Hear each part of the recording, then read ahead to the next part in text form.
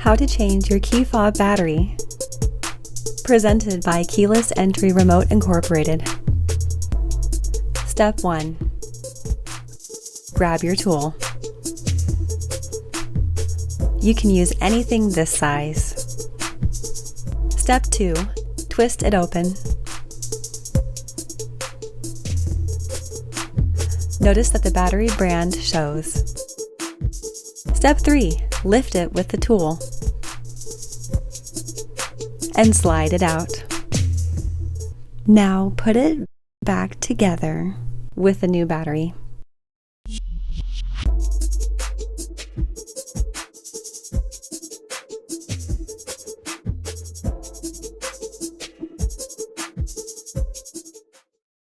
If you found this video helpful, please like and subscribe.